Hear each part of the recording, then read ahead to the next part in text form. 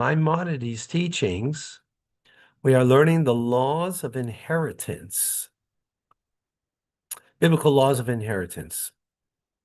Of course, a person can do whatever they want and write a document on whatever they want to do with their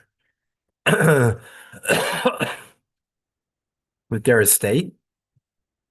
But based on biblical law, these are the laws, if nothing would be written. So a firstborn gets a double portion. Firstborn male gets a double portion, as the Torah says. So if a person does not receive a double portion property that will later accrue to the father's estate, only if the property that was in his father's possession and had already entered in his domain at the time of death. In other words, you're only getting double from what it is in the estate at the time of death. A day later, a month later, something else will come to the estate. You don't get a double portion of that. Because the verse says, which says of everything that he possesses, meaning at this moment, at that point when he passes away, then everything at that moment is when the firstborn son gets double.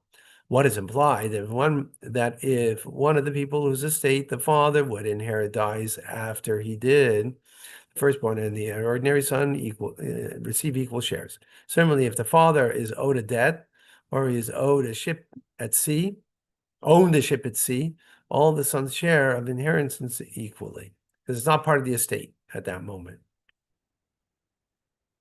A debt is, but not the money itself, right?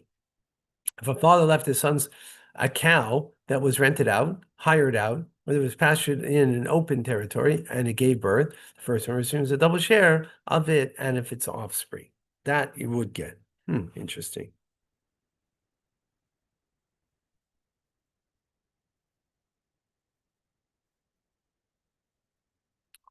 Interesting.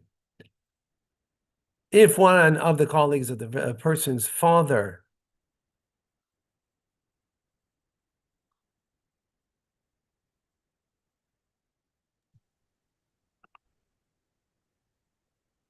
if a colleague of the person's father slaughtered an animal and then the father died, the son is entitled to double portion of the presents from the animal. We're talking here is a kohen, right? So kohen, a priest, gets so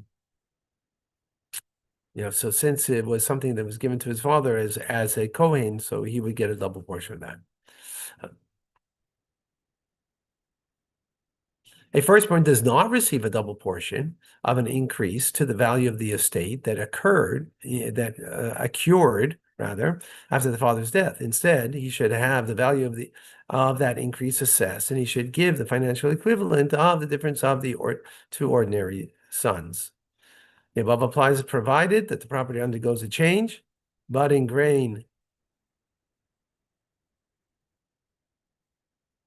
budding grain becomes ears or budding dates become dates. If, however, the value of the land improved as a matter of course without undergoing a change, a small tree grew taller or thicker, or a sediment was washed up into the land, the firstborn receives a double portion of the increase in value if the property increased. Now, because of the investment, he does not receive a double portion. So if it comes automatically, then he gets a double portion. If it's something that had to be some kind of labor involved, some kind of